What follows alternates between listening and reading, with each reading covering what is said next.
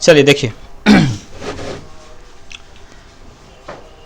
संविधान सभा को देखेंगे हम लोग जानते हैं कि भारत में जो संविधान बना है वो अंग्रेज़ों की उसमें भूमिका ज़रूर रही है, लेकिन अंग्रेज़ों की इसमें बहुत बड़ी भूमिका इसलिए भी नहीं है क्योंकि अंततः भारतीय संविधान को बनाने में भारतीयों ने ही अपनी भूमिका निभाया है। क्योंकि ये जो संविधान सभा है इसमें कौन लोग शामिल हो रहे हैं? सिर्फ भारतीय लोग हैं इसमें, ठीक है। तो अंग्रेज़ों ने बस इतना किया कि वहाँ से आने वाले एक कैबिनेट मिशन ने संविधान सभा का क्या किया था, सुझाव दिया था, एक संविधान सभा बना लीजिए। संविधान सभा बनाए, देखते भारतीय संविधान सभा से पूछे जाने वाले प्रश्नों को। तो कैबिनेट मिशन कब आया था भारत? 24 मार्च 1900, याद रखिएगा डेट के साथ पूछा जाता है, 1946 को, ठीक है। इसकी संस्तुति का मतलब क्या होता है?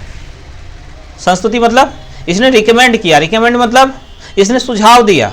संस्तुति मतलब सुझाव, सामान्य अर्थों में सुझाव, और संवैधानिक शब्दों में अगर प्रयोग करेंगे तो संस्तुति शब्द का प्रयोग करेंगे।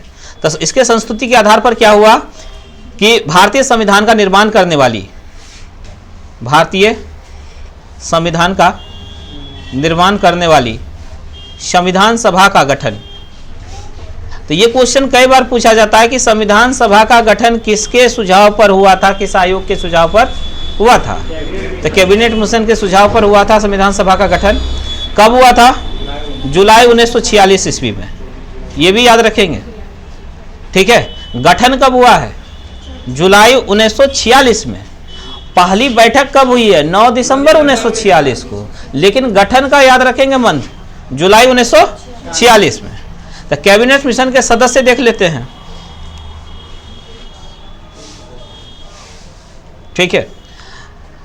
तो सर स्टैफर्ड क्रिप्स हो गए, लॉर्ड पैंथिक लॉरेंस और एबी अलेक्जेंडर। तो कैबिनेट मिशन में अध्यक्ष कौन थे, बताइए कोई?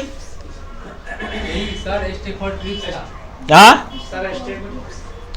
Stafford Cripps, AV Alexander, AV Alexander, ठीक है। आगे देखिए, चलिए भारत के लिए संविधान सभा की रचना देख लेते हैं। इसके लिए संविधान सभा का विचार सर्वप्रथम स्वराज पार्टी ने 1924 में दिया। ये प्रश्न कई बार पूछा गया है कि संविधान सभा की रचना हेतु संविधान सभा का विचार सबसे, संविधान सभा, संविधान का नहीं, यहाँ संविधान सभा की बात हुई है कि संविधान सभा का पहला विचार किस पार्टी ने दिया था या किसने दिया था? तो किसने दिया था? 1924 में स्वराज पार्टी ने दिया था। और स्वराज पार्टी के संस्थापक कौन है? CR दास और मोतीलाल नेहरू, ठीक है। तो 1924 में, ऐसे हालांकि स्वराज पार्टी की स्थापना 1 जनवरी 1923 को हुई है, और अगले ही साल इसने स्वराज पार्टी ने क्या सुझाव दिया था कि एक संविधान सभा होनी चाहिए जिसके माध्यम से भारत के लिए खुद का संविधान तैयार हो। संविधान सभा के सदस्यों की कुल संख्या कितनी थी? देखिए, संविधान सभा के कुल सदस्य की संख्या पूछा जाएगा, कितनी निश्चित की गई थी? 389 निश्चित की गई थी, जिसमें से 292 जो है ब्रिटिश प्रांतों के प्रतिनिधि थे, ठीक है। 292 कहां से?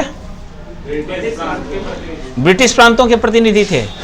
अब ब्रिटिश प्रांत मतलब समझ रहे हैं, आज के जितने भी प्रांत हैं, जितने राज्य हैं, वो सब समझिए ब्रिटिश प्रांत के समान है। तो हर राज्य का अपना एक प्रतिनिधि होगा, हर राज्य से कुछ लोग प्रतिनिधि के तौर पर आएंगे, ठीक है। तो 292 ब्रिटिश प्रांत थे, तो इसका मतलब है कि 292 सदस्य भी आए होंगे, ठीक है। 292 सदस्य भी आए होंगे। 4 चीफ कमिश्नर थे। चीफ कमिश्नर क्षेत्र मतलब समझिए आज का यूटी, केंद्र शासित प्रदेश, ठीक है। ब्रिटिश शासन क्षेत्र भी कई भागों में बटा हुआ था। एक भाग था ब्रिटिश प्रांत, दूसरा भाग था चीफ कमिश्नरी क्षेत्र, और तीसरा भाग था देसी रियासत। इसमें से प्रत्यक्ष शासन 2 जगह चलता था अंग्रेजों का, एक ब्रिटिश प्रांत में और दूसरा चीफ कमिश्नरी क्षेत्र में। और देसी रियासत के क्षेत्रों में ये इनडायरेक्ट शासन करता था, अप्रत्यक्ष शासन, देसी राजे और रजवारों के माध्यम से शासन किया करता था। तो अब चूंकि संविधान बन रहा है, संविधान सभा आप बुला रहे हैं, उसमें पूरे भारत के लिए संविधान बनने जा रहा है, तो अपने हर क्षेत्र से आप प्रतिनिधि लाएंगे ताकि वो प्रतिनिधि अपने हितों का ध्यान रख करके खुद के लिए संविधान तैयार करने में मदद कर सके। तो ये याद रखेंगे। तो 292 ब्रिटिश प्रांत थे। प्रांतों से कितने प्रतिनिधि हैं? प्रांत तो देखिए, प्रांत ज्यादा नहीं है, 11-12 प्रांत है, ठीक है। और लेकिन यहां से प्रांतों से प्रतिनिधि कितने आए? तो कितने कहा जाएगा कि कितने लाख के जनसंख्या पर एक प्रतिनिधि आए थे? 10 लाख की जनसंख्या पर एक प्रतिनिधि आया था। इस तरह से प्रांतों से टोटल प्रतिनिधि कितने चुने गए थे? 292, ठीक है। 4 चीफ कमिश्नर, अब जो 4 चीफ कमिश्नर क्षेत्र थे तो यहां से प्रतिनिधि भी कितने आएंगे? सिर्फ 4 आएंगे।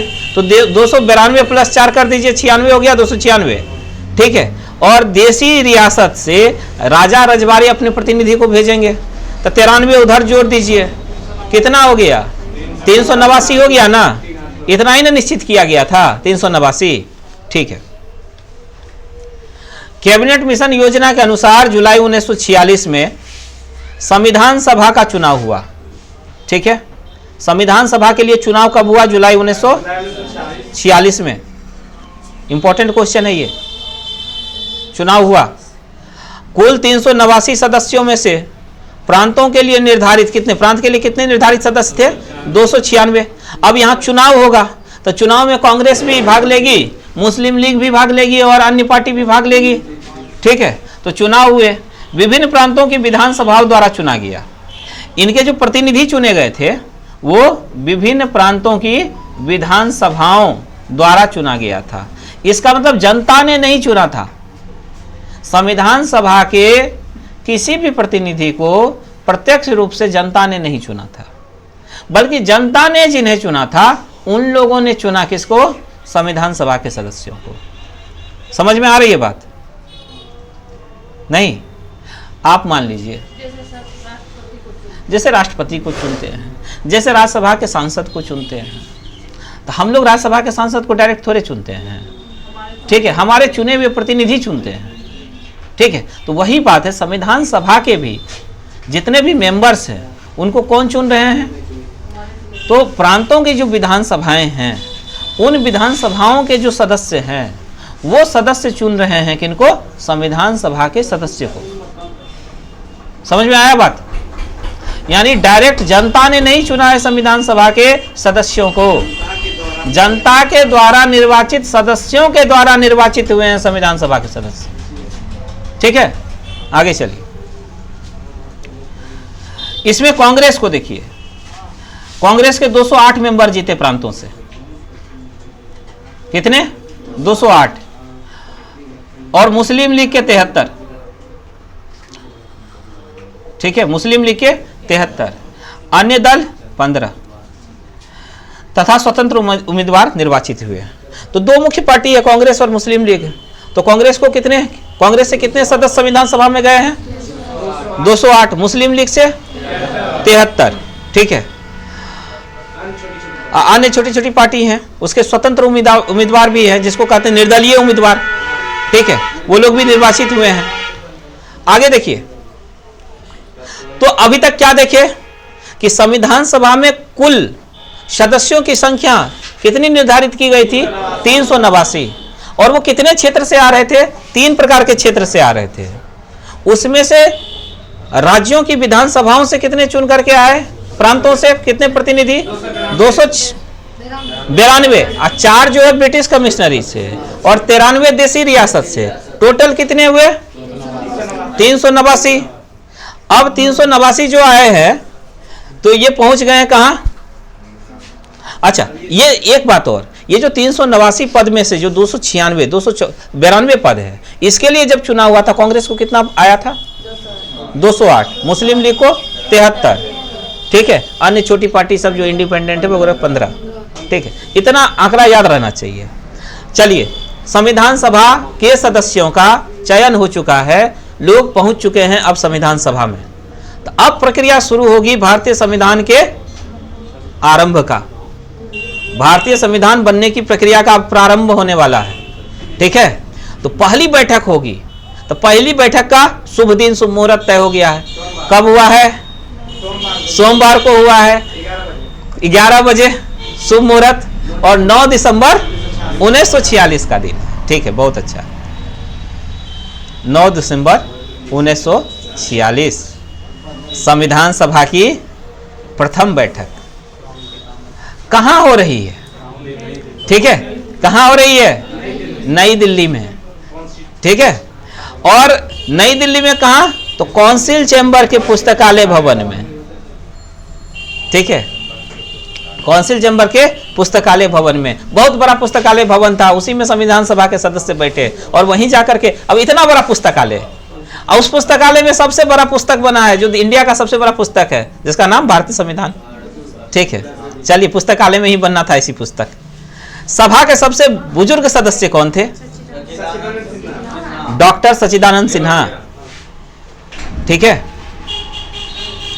डॉक्टर सच्चिदानंद सिन्हा, इनको क्या किया गया? सभा का अस्थायी अध्यक्ष, याद रखेंगे, अस्थायी अध्यक्ष चुना गया। क्यों चुना गया? क्यों चुना गया? सिर्फ बुजुर्ग थे इसलिए चुना गया, कि सबसे ज्यादा अनुभवी व्यक्ति थे इसलिए चुना गया। ठीक है, किस बात का अनुभव था सच्चिदानंद सिन्हा को?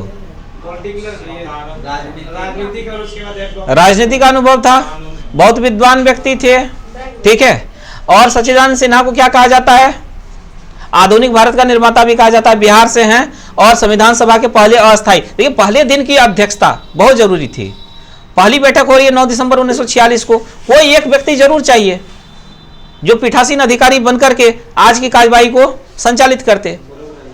तो अब उसमें से तो चुनना पड़ेगा ना, कौन व्यक्ति होगा, क्योंकि 2 साल 11 महीने 18 दिन लगा हमारे संविधान को बनने में। इतने दिन तक कौन व्यक्ति उस पद पर बैठे रहेंगे? तो एक युवा और जानकार, मेधावी, ऐसे ही किसी व्यक्ति की तलाश थी संविधान सभा के स्थायी अध्यक्ष को चुनने के लिए, है ना। लेकिन वो तो चुनेंगे तब जब पहली बैठक हो जाएगी, जब बैठेंगे उसमें से किसी एक को चुनेंगे। ठीक है, तो पहले अस्थायी अध्यक्ष एक दिन की, पहले दिन की कार्यवाही के लिए किसको बना दिया गया? सच्चिदानंद सिन्हा को। ठीक है, लॉर्ड सच्चिदानंद सिन्हा ये बन गए। आगे देखिए, इस पहले दिन के बैठक में क्या सब हुआ है। मुस्लिम लीग ने इस बैठक का बहिष्कार कर दिया पहले ही दिन।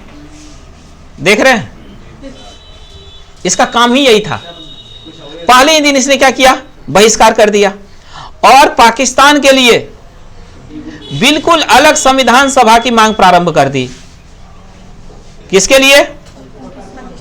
पाकिस्तान के लिए अलग संविधान सभा।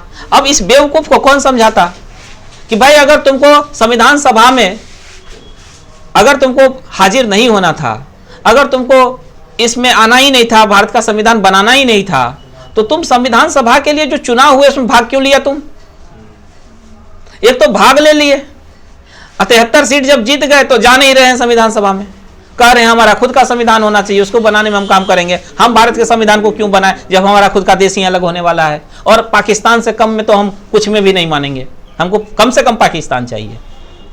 ठीक है, यही ना मिनिमम मांग है उसकी। ठीक है, आगे चलिए। तो पहले ही दिन अड़ंगा लगाया जानबूझ करके, पहले चुनाव लड़ा, जीत गया, फिर आया नहीं, फिर कारण बताया पाकिस्तान चाहिए। आगे देखिए, हैदराबाद एक ऐसी देशी रियासत थी जिसके प्रतिनिधि संविधान सभा में सम्मिलित नहीं हुए। ठीक है, यह भी इंपॉर्टेंट है, देशी रियासत मतलब अभी कितने देशी रियासत आप देखें, 92 देशी रियासत उधर है और एक टोटल 93 देशी रियासत है। 93 में से 92 देशी रियासत के प्रतिनिधि आए हुए हैं संविधान सभा में, लेकिन एक छोड़ दीजिए, कौन सा? हैदराबाद। ठीक है, ये सस्पिशन में था बेचारा किधर जाएंगे। ठीक है, पाकिस्तान जाना है, इंडिया जाना है, ये सोचते थे अगर दोनों जगह में से कहीं ना जाना पड़े सबसे अच्छा होगा, ना पाकिस्तान जाएंगे ना हिंदुस्तान जाएंगे, जैसे हैं वैसे रहेंगे, यथास्थिति को प्राप्त किए हुए रहेंगे। आगे देखिए, जिसके प्रतिनिधि संविधान सभा में, तो ये प्रश्न बन सकता है, हालांकि बहुत इंपॉर्टेंट प्रश्न नहीं है, बहुत बार एग्जाम में नहीं देखा गया इस तरह के प्रश्न को। आगे देखिए,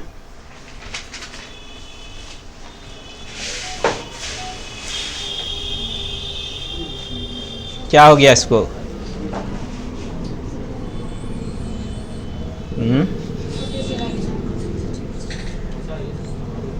चलिए देखिए, प्रांतों या देशी रियासतों को उनकी जनसंख्या के अनुपात में, प्रांतों या देशी रियासतों को जैसी जनसंख्या थी उस जनसंख्या के ही अनुपात में संविधान सभा में प्रतिनिधित्व दिया गया। संविधान सभा में अब बहुत छोटा देशी रियासत है तो उसको थोड़े देंगे भाई, ठीक है।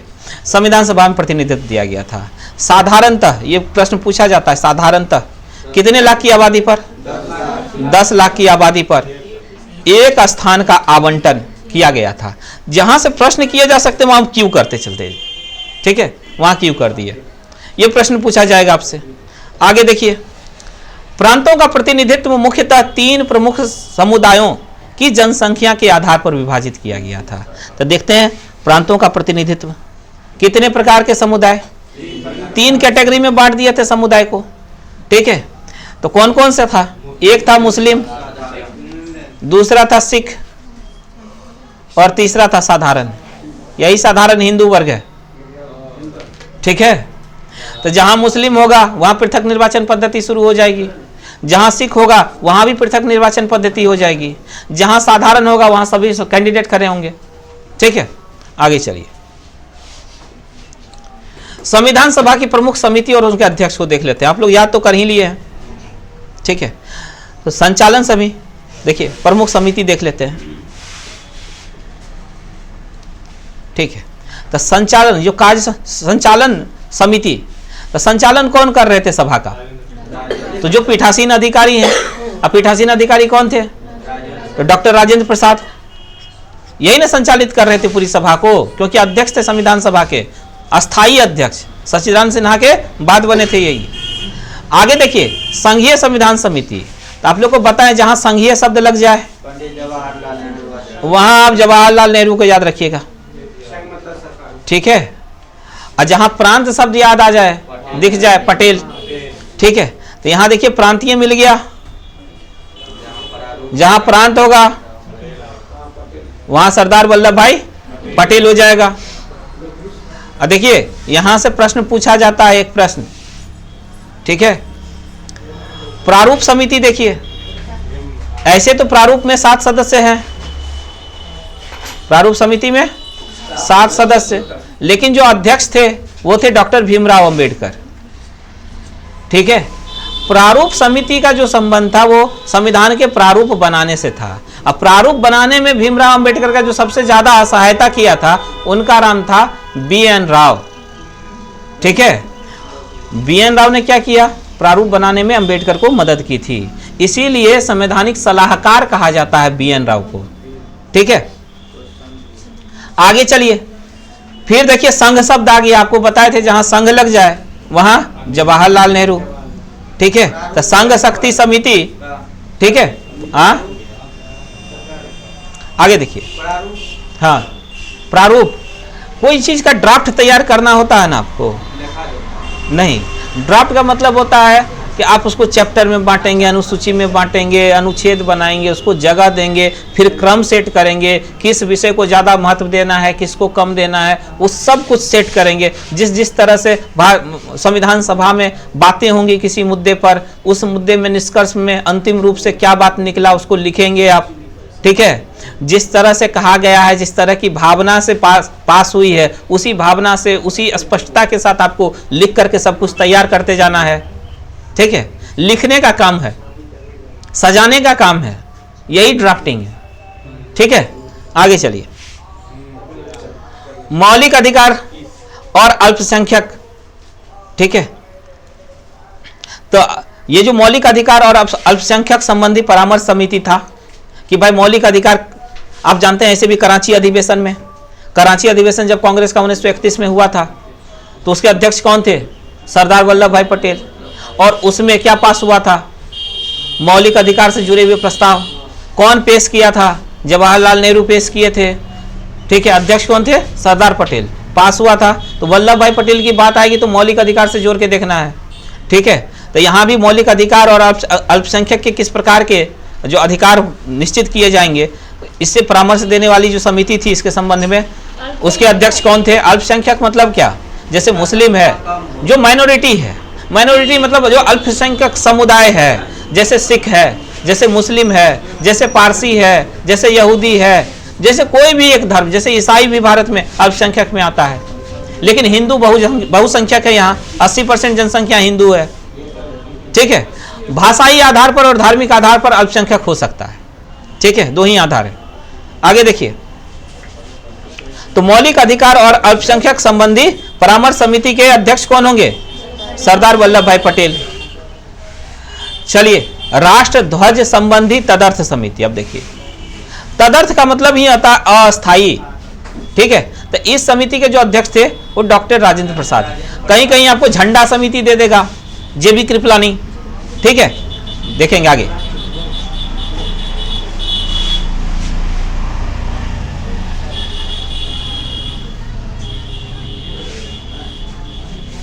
ठीक है, आगे देखिए, मौलिक अधिकार हो गया है ये। अब ये जो मौलिक अधिकार वाली समिति थी, ये सबसे ज्यादा इंपॉर्टेंट समिति थी, क्योंकि अधिकार तो खास करके आप उसको अधिकार देंगे ना जिसके अधिकार हनन होने की संभावना बन सकती है। जो मुसलमान थे भारत के, वो बहुत संशय में थे, बहुत भयभीत थे कि भारत में उसको किस प्रकार के अधिकार मिलेंगे नहीं मिलेंगे। तो अल्पसंख्यक का साथ साथ मौलिक अधिकार, इन दोनों से संबंधित जो विभाग था या इन दोनों से संबंधित जिस तरह के समिति थी, उसके अध्यक्ष कौन थे? सरदार वल्लभ भाई पटेल। अभी देखिए, लेकिन इसको क्या करेंगे कि इसको थोड़ा सा विशेष रूप से इसको दो उप समितियों में बांट दिया गया। किनके द्वारा? सरदार वल्लभ भाई पटेल के द्वारा। मौलिक अधिकार के लिए एक उप समिति बना दिए, मतलब समिति के अंदर जब समिति होती है तो उसको उप समिति कहते हैं। ठीक है, हाँ। तो देखिए, तो मौलिक अधिकार से संबंधित और अल्पसंख्यक संबंधी परामर्श दोनों अलग अलग चीजें हैं ना। तो इसको क्या किया गया? बाइफरकेट कर दिया गया, अलग अलग कर दिया गया, दो उप समिति बना दिए। एक का काम क्या था? मौलिक अधिकार से संबंधित सुझाव देना। ठीक है, और दूसरे का काम क्या था? अल्पसंख्यक उप समिति, ये अल्पसंख्यकों के अधिकार के संबंध में सुझाव देती। तो मौलिक अधिकार से संबंधित जो उप समिति थे, इसके अध्यक्ष को क्या कहेंगे? क्या मतलब कौन बनाए गए? जेबी कृपलानी बनाए गए। इसके अध्यक्ष कौन बनाए गए? अधिकार को जेब में रख के चलते हैं ना आप लोग, बस यही रखिएगा, मौलिक अधिकार उप समिति जेबी कृपलानी।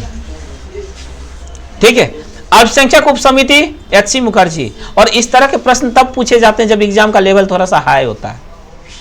ठीक है, आगे चलिए।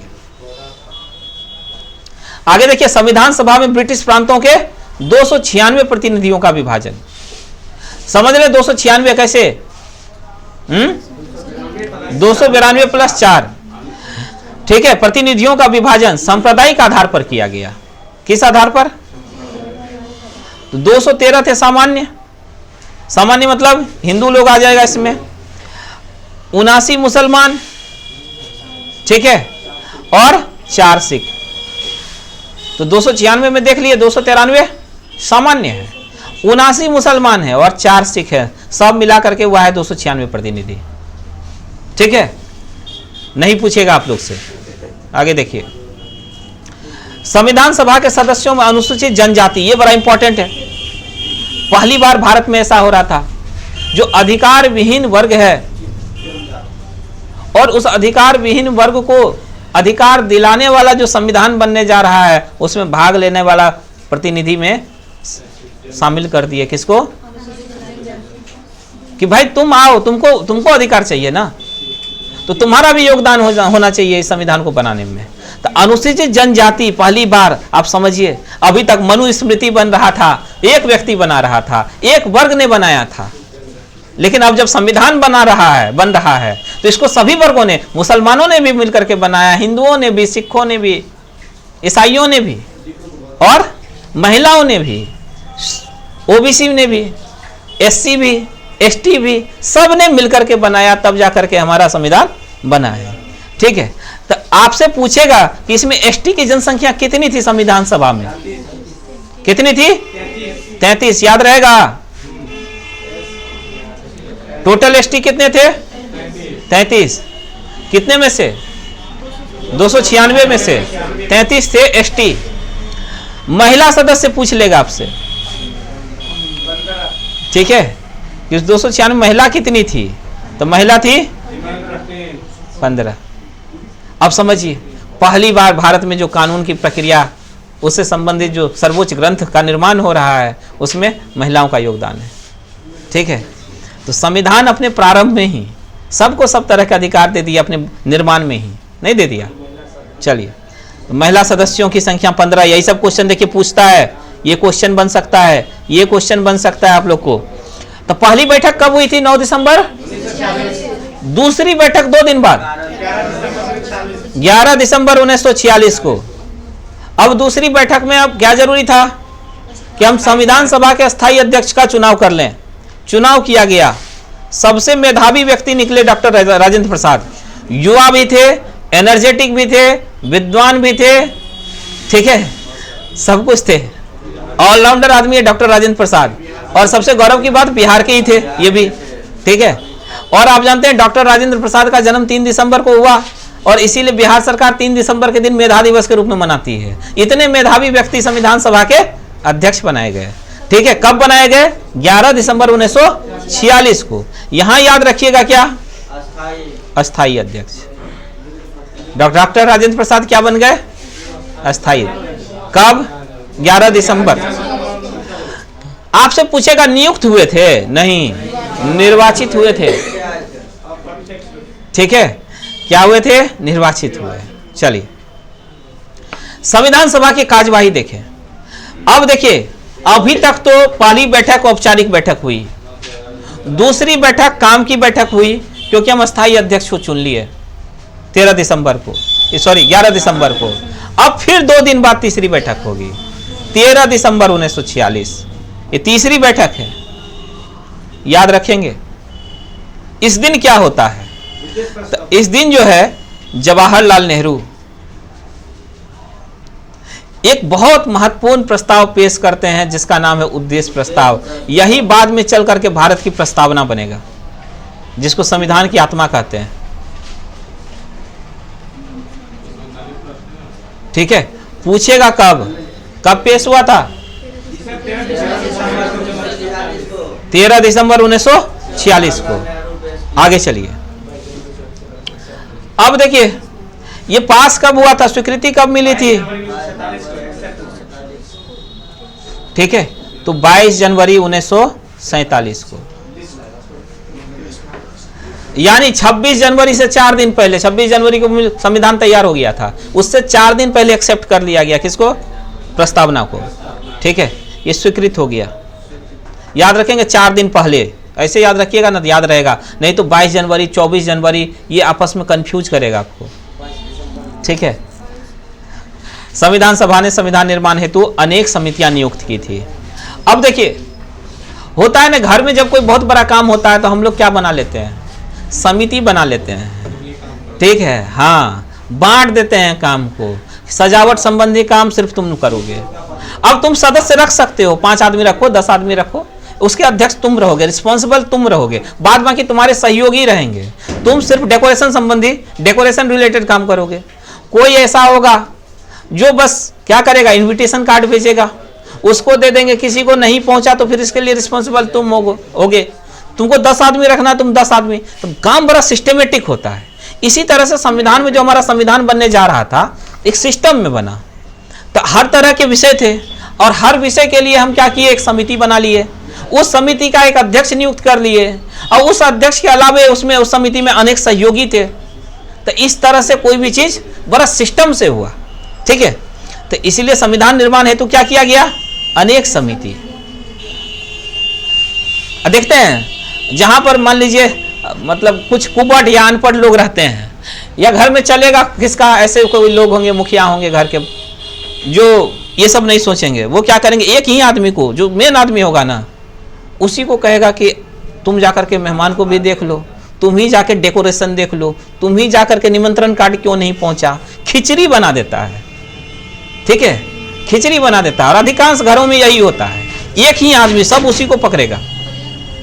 खोल दीजिए, तो यहां अनेक समितियां नियुक्त की गई है, देख लीजिए। इसमें प्रमुख थी, कौन प्रमुख है? ठीक है, प्रमुख देख लीजिए, आइए। तो एक वार्ता समिति है, कौन सी? 1 मिनट रुक जाइए।